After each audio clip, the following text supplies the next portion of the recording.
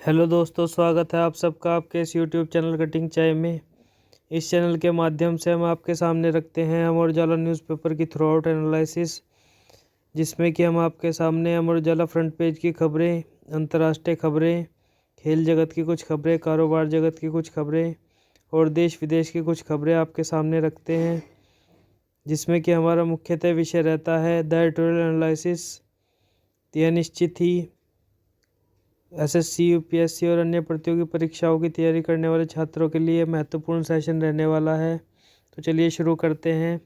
जैसे कि हमारे फ्रंट पेज की पहली खबर जो आई है वो प्रधानमंत्री मोदी जी के द्वारा दिए गए संबोधन से ली गई है, जिसमें उन्होंने विकसित राष्ट्र के लिए बुनियादी ढांचे का तेज़ी से एक तरह से विकास करना होगा, इस प्रकार की बात कही है। तो उन्होंने कहा है कि दशकों से भारत में एक सोच हावी थी कि गरीबी एक गुण है। इसके कारण पिछली सरकारों को बुनियादी ढांचे में निवेश करने में कठिनाई का सामना करना पड़ा। हमारी सरकार ने न सिर्फ देश को इस सोच से बाहर निकाला है, बल्कि आधुनिक बुनियादी ढांचे पर रिकॉर्ड निवेश कर रही है। वहीं प्रधानमंत्री मोदी जी ने कहा है, बुनियादी ढांचे का विकास भारतीय अर्थव्यवस्था की प्रेरक शक्ति है। देश को 2047 तक विकसित राष्ट्र बनाने के लिए बुनियादी ढांचे के विकास में और तेज़ी लानी होगी। बजट के बाद हुए वेबिनारों की श्रृंखला में मोदी ने बुनियादी ढांचे की सेहत में सुधार के लिए सरकार की ओर से की गई पहल का जिक्र किया है। तो इस प्रकार की बात उन्होंने कही है। वही हमारी जो दूसरी खबर फ्रंट पेज की आ रही है वह है एलएसी पर अचानक बड़ी हलचल देखने को मिली है, जिसमें कि गलवा घाटी में भारतीय सेना ने गश्त को तेज कर दिया है। तो घोड़ों और खच्चरों पर सीमाई इलाकों का सर्वे एक तरह से जो हमारे जवान हैं वे कर रहे हैं, जिसमें कि पूर्वी लद्दाख में वास्तविक नियंत्रण रेखा यानी कि एलएसी पर अचानक हलचल बढ़ गई है और चीन की किसी भी हिमाकत को रोकने के लिए गलवा घाटी में एक तरह से तैनात जवान घोड़ों और खच्चरों से सीमाई इलाके का सर्वे कर रहे हैं। इसका एक वीडियो भी वायरल हुआ है। तो गलवा झील के पास एक तरह से बफर जोन बनाया गया है और 135 किलोमीटर लंबा गलवा झील के आसपास का जो इलाका है उसमें सैनिकों को हटाकर उसे बफर जोन में बदलने पर सहमति बनी थी पहले, लेकिन अब यह स्थिति तब तक रहेगी जब तक सीमा से जुड़े सभी मुद्दों का समाधान नहीं हो जाता है। और इसके बावजूद एलएसी पर दोनों तरफ से सैनिकों का जमावड़ा लगा है और चीन की करतूतों को देखते हुए भारत अपनी तरफ सड़कों व अन्य सुविधाओं का निर्माण कर रहा है। वहीं इसके बाद हम आते हैं हमारी जो नेक्स्ट खबर है उसकी तरफ। तो जेईई मेन के जो एग्ज़ाम हुए हैं उसमें गड़बड़ी पर एक तरह से 19 जगह सीबीआई ने छापे मारे हैं, जिसमें कि 25 लैपटॉप और 30 पोस्ट डेटेड चेक समेत कई दस्तावेज बरामद किए गए हैं और विभिन्न विद्यार्थियों के अस्थायी डिग्री प्रमाण पत्र, मार्कशीट समेत भारी मात्रा में आपत्तिजनक दस्तावेज और उपकरण बरामद किए गए हैं। तो निश्चित ही आगे देखते हैं कि इसमें क्या कार्रवाई की जाती है। और इसके बाद हम चलते हैं हमारी नेक्स्ट खबर की तरफ। किशोरी से एक तरह से दुष्कर्म करने के वाले को एक उम्र कैद की सज़ा दी गई है, जिसमें 52,000 का जुर्माना भी विशेष सत्र न्यायाधीश ने लगाया है। और 5 साल पहले यह मामला एक तरह से घटना हुई थी और दोषी को एक तरह से अदालत ने उम्र कैद की सज़ा सुनाते हुए 52,000 रुपये का जुर्माना भी लगाया है। वहीं इसके बाद हम चलते हैं हमारी नेक्स्ट अंतर्राष्ट्रीय खबर की तरफ। अंतर्राष्ट्रीय खबर में जैसे कि हमारी पहली हेडलाइन बन रही है वह है सुरक्षा चुनौती के बहाने चीन ने रक्षा बजट बढ़ाने के संकेत दिए हैं, तो जिसका आज ऐलान भी संभव है और प्रधानमंत्री ली केकियांग के उत्तराधिकारी की घोषणा भी जिसमें की जाएगी। तो अमेरिका से एक होड़ भी जिसकी वजह बताया जा रहा है। तो प्रवक्ता जो हैं वांग चाओ ने देश के रक्षा बजट में वृद्धि का संकेत दिया है, जो पिछले साल 7.1% की वृद्धि के बाद कुल $230 अरब था। अमेरिका का रक्षा बजट 777.1 अरब डॉलर है, जो दुनिया में दूसरा सबसे बड़ा रक्षा खर्च है। वहीं चीन ने अपने वार्षिक संसद सत्र से पहले जटिल सुरक्षा चुनौतियों का हवाला देते हुए रक्षा बजट बढ़ाने के संकेत दे दिए हैं और संसद सत्र के दौरान प्रधानमंत्री ली केकियांग के उत्तराधिकारी के नाम समेत नए मंत्रियों की जानकारी सामने इसमें आ सकती है। मैं इसके बाद हम चलते हैं हमारी नेक्स्ट अंतर्राष्ट्रीय खबर की तरफ।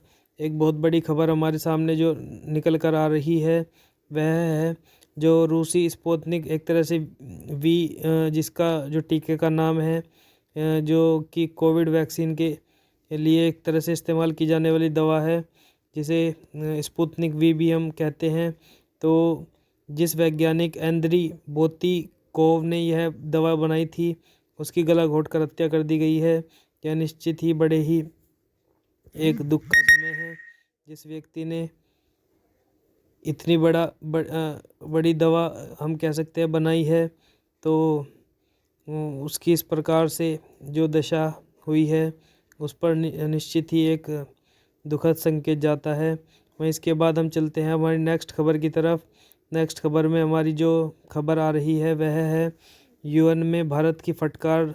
एक तरह से भारत ने फटकार लगाई है। पाकिस्तान वैश्विक आतंकियों का मेजबान बना हुआ है, जिसमें कि संयुक्त राष्ट्र मानवाधिकार परिषद में भारत ने पाकिस्तानी दुष्प्रचार को करारा जवाब दिया है और संयुक्त राष्ट्र में करारा जवाब भी दिया गया है भारत की तरफ से, जिसमें कि भारत ने कहा है कि पाकिस्तान को संयुक्त राष्ट्र की ओर से घोषित वैश्विक आतंकियों व आतंकी गुटों का सबसे बड़ा मेजबान होने का गौरव हासिल है। उसकी नीतियाँ दुनिया में हज़ारों लोगों की मौत के लिए प्रत्यक्ष जिम्मेदार हैं। वहीं इसके बाद हम चलते हैं हमारी जो नेक्स्ट खेल जगत की खबर है उसकी तरफ। खेल जगत की खबर में जैसे कि नागपुर टेस्ट में हम जानते ही हैं ऑस्ट्रेलिया ने भारत को एक तरह से हरा दिया था। वहीं अहमदाबाद टेस्ट में एक तरह से तेज गेंदबाज शमी की एक तरह से वापसी होने जा रही है और विश्व टेस्ट चैंपियनशिप के फाइनल में पहुंचने के लिए भारतीय टीम के लिए जीत जरूरी है। तो अनुभवी तेज गेंदबाज मोहम्मद शमी को ऑस्ट्रेलिया के खिलाफ अहमदाबाद में 9 मार्च से शुरू होने वाले चौथे टेस्ट की अंतिम एकादश में जगह मिलने की उम्मीद जताई जा रही है। तो शमी को कार्यभार प्रबंधन के तहत इंदौर में खेले गए तीसरे टेस्ट में से विश्राम दिया गया था और इसके बाद भारतीय टीम प्रबंधन ने मेडिकल स्टाफ के परामर्श से आईपीएल के ज़्यादातर मैचों को खेलने वाले और एक दिवसीय विश्व कप की योजना में शामिल तेज गेंदबाजों के कार्यभार प्रबंधन की योजना बनाई है। शमी ने 2 टेस्ट मैच खेले थे और वह वनडे टीम का भी हिस्सा थे। तो इस प्रकार से तेज गेंदबाज हम कह सकते हैं शमी की वापसी होने जा रही है। इसके बाद हम चलते हैं हमारी जो नेक्स्ट खेल जगत की खबर है उसकी तरफ। हमारी जो नेक्स्ट खेल जगत की खबर है वह है कि महिला प्रीमियर लीग की एक तरह से रंगारंग शुरुआत मुंबई इंडियंस के बड़े स्कोर से हर मन एक तरह से खुश हुआ है। तो जैसे कि पुरुष वर्ग में एक तरह से ये हम कह सकते हैं प्रीमियर लीग होती थी, तो उसी तरह से महिला प्रीमियर लीग की भी एक तरह से रंगारंग शुरुआत ये कर दी गई है, जिसमें कि भारतीय क्रिकेट में नए युग का रंगारंग आगाज हो गया है और 5 टीमों के टूर्नामेंट के पहले मुकाबले में मुंबई इंडियंस ने निर्धारित 20 ओवरों में 5 विकेट पर 207 रन बनाए हैं और मुंबई की कप्तान हरमनप्रीत कौर 65 रन 30 गेंदें और 14 चौके को इस लीग में पहला अर्धशतक लगाने का एक तरह से मौका मिला है। तो निश्चित ही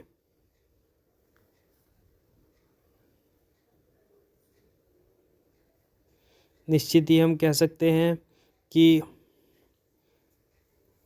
यह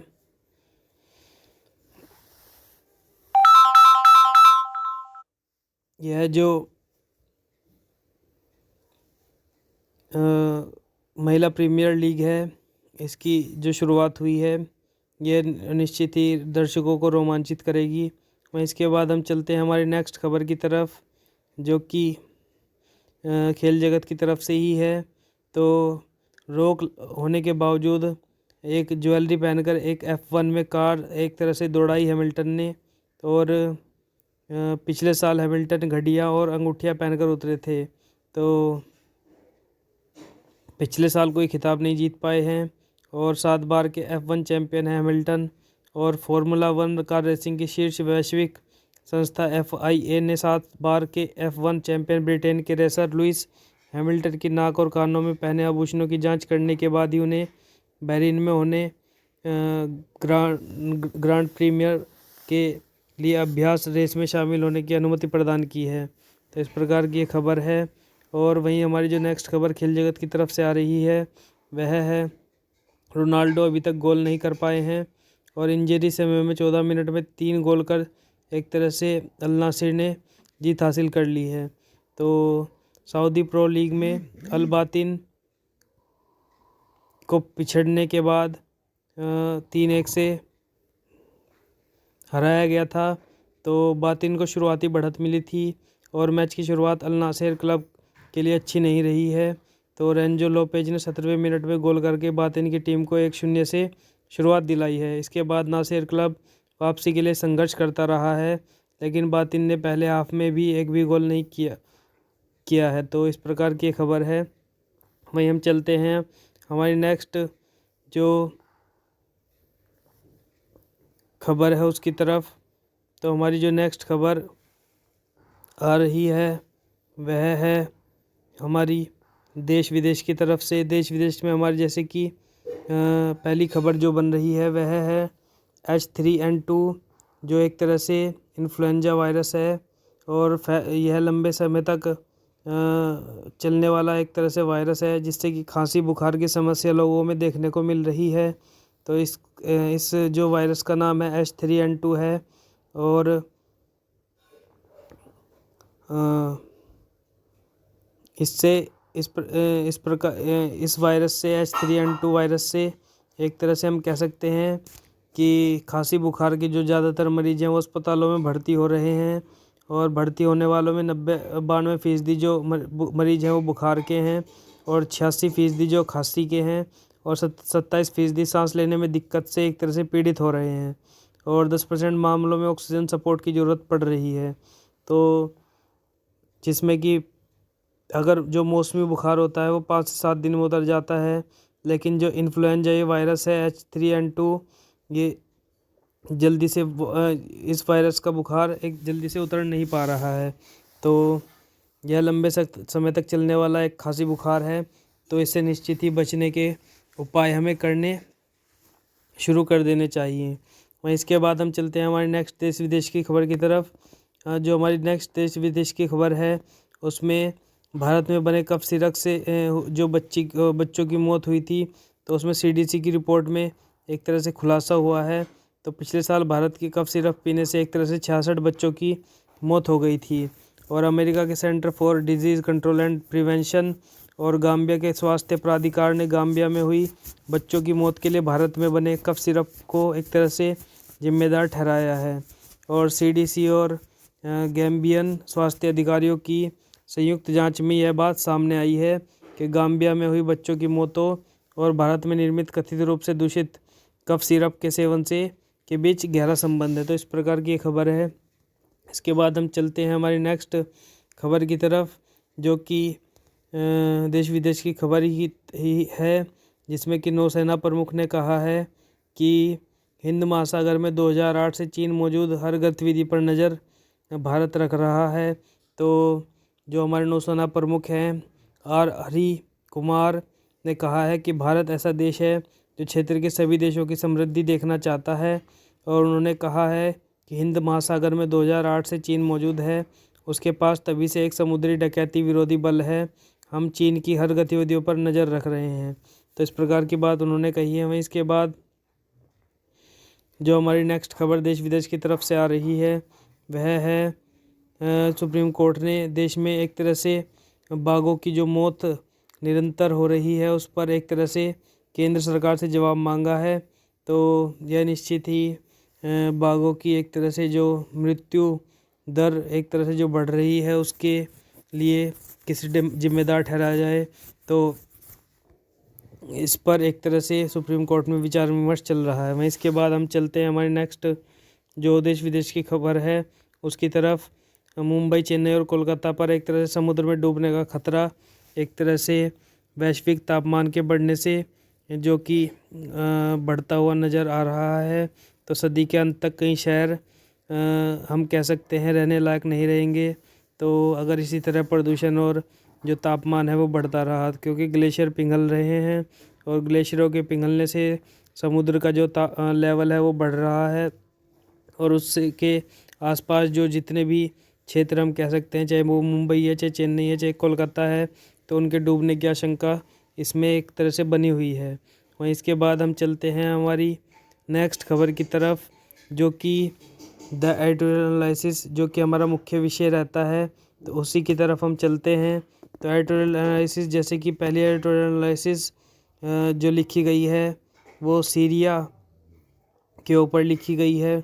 जैसे कि सीरिया में एक तरह से हम कह सकते हैं गृह युद्ध में एक तरह से 3 लाख लोग जो कि मारे गए हैं और 1 लाख लोग अभी भी गायब हैं, और करीबन 1.5 करोड़ लोगों को एक तरह से वहाँ से भागने पड़ा है, और 90% लोग जो है वो वहाँ पर गरीबी में जीवन बिता रहे हैं। जबकि हम कह सकते हैं कि यूक्रेन और रूस के जो युद्ध है उसने सीरिया को एक तरह से उसकी जो अहमियत है जो निरंतर समाचारों में उसकी बनी हुई थी, तो उसे कम तो किया है, लेकिन हम ये नहीं कह सकते कि सीरिया को बिल्कुल ही भुला दिया जाए। तो उसी पर आधारित ये लेख लिखा गया है। तो चलिए शुरू करते हैं। जैसे कि उसे उस भूकंप की कोई याद नहीं थी जिसने उसकी कमर तोड़ दी और बेटियों की जान ले ली। खैरा अल हलबुनी को सिर्फ यह बात याद थी जो उसके पति ने कही थी। आधी रात को जब घर हिलने लगा था तब पति ने एक बेटी और बेटे को उठा लिया, फिर चिल्लाते हुए कहा, बेटियों को लेकर भागो। अचानक वह अपना हिजाब टटोलने लगी। फिर उसे कुछ याद नहीं था। होश आने पर उसने पाया कि वह मलबे के नीचे लेटी हुई थी। कहीं से थोड़ी रोशनी दिख रही थी और जूतों की आवाज़ें आ रही थी। मलबे के आसपास रात कर्मचारियों और दूसरे लोगों की आवाजाही थी। आखिरकार लोगों ने उसे मलबे से खींचकर निकाला। उसकी रीढ़ में फ्रैक्चर था, बाहें और गाल की हड्डी टूटी हुई थी, लेकिन वह जिंदा थी। उसे जिस अस्पताल में लाया गया वह मरीजों से भरा था। डॉक्टर ने बताया कि उसे आंतरिक रक्तस्राव हो रहा है और शायद नहीं बचाया जा सकता है, तो उसे मरने के लिए छोड़ दिया गया। उसकी बेटी भी जिंदा थी जो मलबे में दब गई। उसके पति मोहम्मद की भी कमोबोश ऐसी ही कहानी थी, जो गृह युद्ध के दौरान दमिश्क के एक उपनगरीय शहर हरास्ता में अपने दाएं पैर का निचला हिस्सा खो चुका था। जब मकान हिलने लगा तो उसे लगा कि सबसे ऊपर के फ्लैट से छत पर पहुंचना सुरक्षित रहेगा। जब वह अपनी बड़ी बेटी और बेटे को लेकर ऊपर की सीढ़ियां चढ़ रहा था, तभी अचानक एक दीवार उसकी बेटी पर गिर गई, जिससे वहीं उसकी मौत हो गई। तभी वह घर ढह गया, लेकिन बाप बेटे आश्चर्यजनक रूप से बच गए। और हल्बुनी परिवार भूकंप से बर्बाद हो जाने वाले दक्षिणी तुर्की और उत्तरी सीरिया के हजारों परिवारों में से एक है।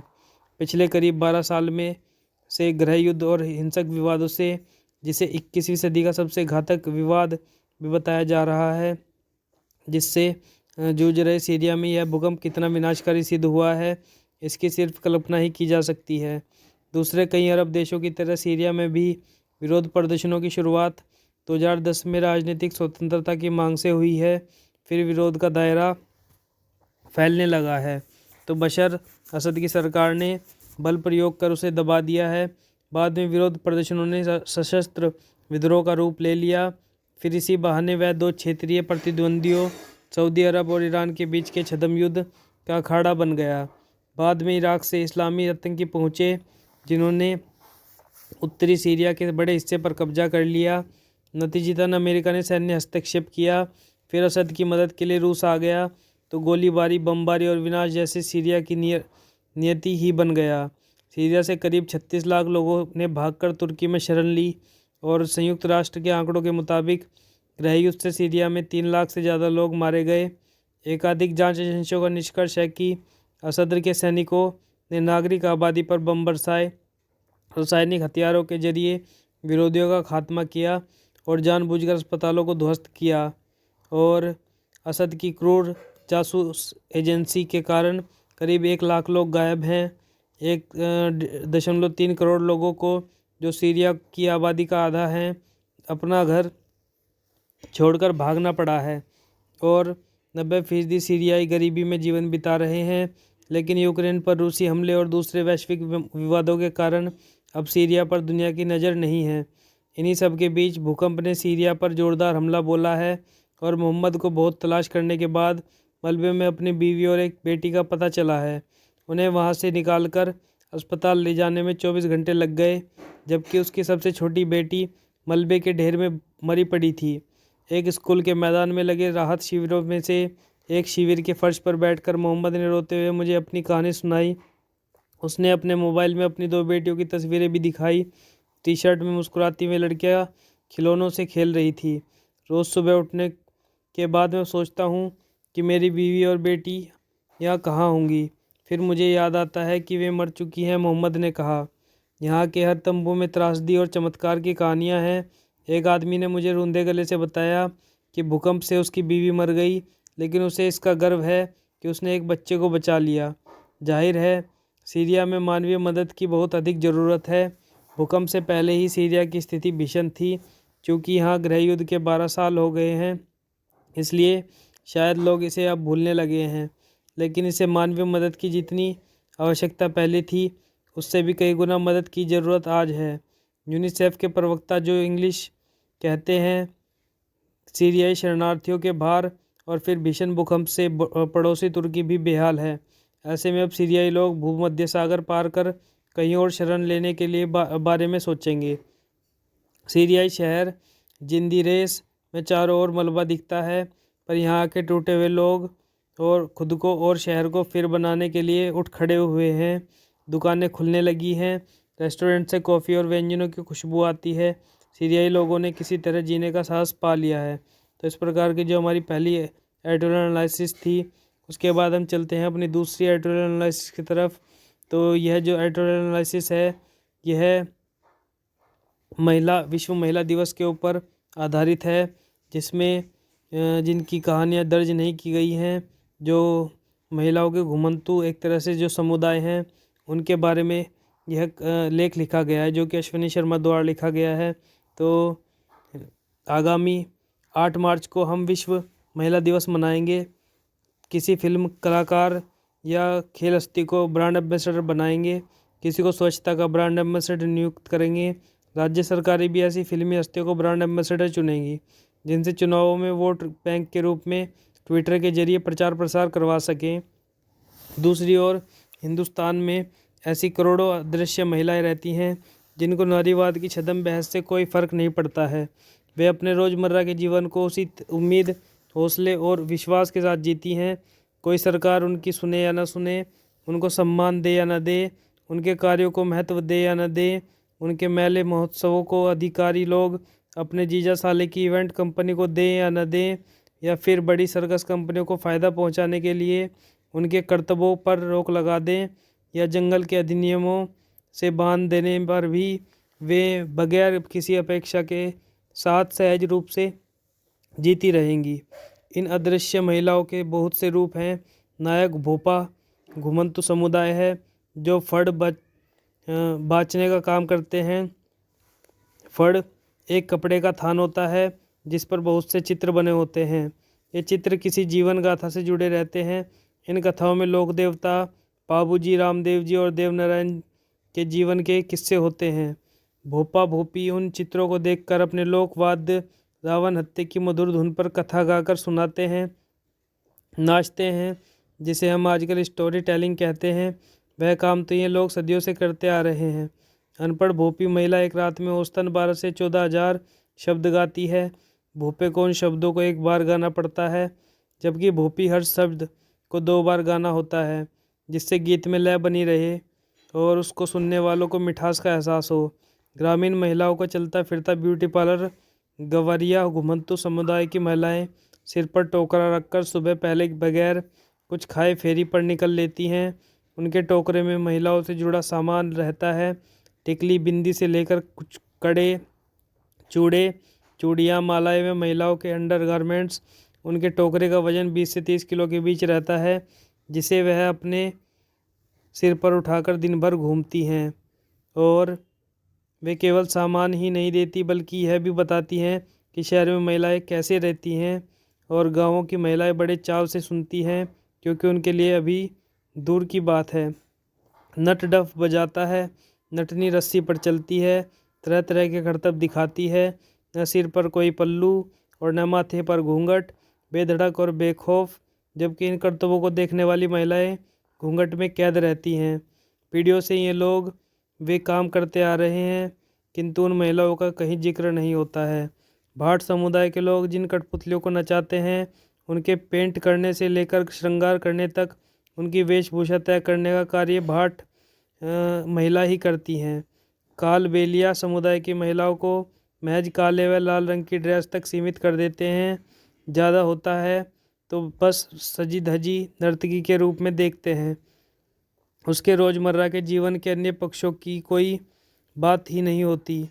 कालबेलिया महिला सुबह फेरी पर जाती है। उसके पास विभिन्न प्रकार की जड़ी बूटियाँ होती हैं। वह बहुत से नुस्खे जानती है। महिलाओं को दुर्लभ उत्पाद सुरमा देती है। वह अपने संगीत के जरिए मानसिक उपचार का कार्य करती है। गाँवों में महिलाएं उनसे हालरिया सुनती हैं, फाग सुनती हैं, लूर सुनती हैं, बच्चे के बधावे सुनती हैं। ऐसी मान्यता है, जोंगन जब गीत गाएगी तो बच्चे की उम्र बढ़ जाएगी। तो गाड़िया लोहार समुदाय की महिला की जिम्मेदारी घन कूटने की रहती है। अनुभव लोहार लोहे को गढ़ने का काम करता है। वे दिन भर लोहा पीटती हैं और सुबह सुबह नज़दीक गांव में ढानी में फेरी पर जाने का काम भी उन्हीं महिलाओं का रहता है। उसका कहीं कोई योगदान शामिल नहीं होता। पशु चारक घुमंतु समुदाय की महिलाओं, खासकर रायका रहबारी समुदाय की महिलाओं के कार्य की गिनती कहीं नहीं है। गर्भवती हो या बूढ़ी हो, जवान हो या बच्ची, वर्ष के 8 से 9 महीने पशुओं के साथ घूमते हुए ही बिताने हैं। हम पहले तो यूरोप का अनुसरण करते हैं, उनके विचार, परंपराओं, भाषा, पहनावे की नकल करते हैं। जब उसमें दिक्कत आती है तो फिर उन्हीं के चश्मे से नारीवादी बहस का हम चोला ओढ़ते हैं। ये छद्म बहस है। ये महिलाएं इस नारीवादी बहस के किसी चरण में शामिल नहीं हैं और होना भी नहीं चाहती। उनके यहाँ समानता, स्वतंत्रता, न्याय शब्द नहीं है, बल्कि रोज़मर्रा के जीवन की अनिवार्यता है, जहाँ स्त्री पुरुष के कार्यों में भेद नहीं है। हमें समय रहते कोशिश करनी चाहिए ताकि हमारे यहाँ मौजूद 1200 से ज़्यादा अदृश्य घुमंतु समुदायों की महिलाओं के कार्यों पर चर्चा हो। उनकी जीवन दृष्टि को समझने का प्रयास करें और उनसे प्रेरणा लेकर बकाया समुदाय को भी एक भरोसा मिल सके। तो इस प्रकार की जो ये एक जिनकी कहानियाँ दर्ज नहीं हैं, तो आगामी 8 मार्च को हम विश्व महिला दिवस मनाएंगे, लेकिन इसमें उन घुमंतु समुदायों की महिलाओं का कहीं कोई जिक्र नहीं होगा जो सदियों से अपने हुनर के दम पर समाज में योगदान कर रही हैं। तो अब समय आ गया है जब उनके कार्यों की चर्चा की जाए। तो इस प्रकार की एडिटोरियल एनालिसिस थी जो मैंने आपके सामने रखी। तो इसी एडिटोरियल एनालिसिस के माध्यम से अंत में मैं आपसे विदा लेता हूँ और अंत में मिथिलेश बारिया की चंद पंक्तियाँ मैं आपके सामने रखकर, जो कि संडे की एक तरह से हमारी कुछ पंक्तियाँ होती हैं। तो शाम तक रंग बिक गए सारे उसके, खुशी से चेहरा लाल हो गया उसका, और राख ही बची थी जब तक घर लौटा, जाने क्या क्या बुझा दिया इस नौकरी ने। अखबारों में एक बड़ा इश्तिहार आया है, शायद फिर कोई त्यौहार आया है। तो ये इन चंद पंक्तियों के साथ मैं आपसे विदा लेता हूँ और निरंतर बने रहिए हमारे साथ कटिंग चाय में। हम आपके लिए निरंतर लेकर आते रहेंगे अमर उजाला न्यूज़पेपर की थ्रू आउट एनालिसिस और द एडिटोरियल एनालिसिस। तो नमस्कार, धन्यवाद।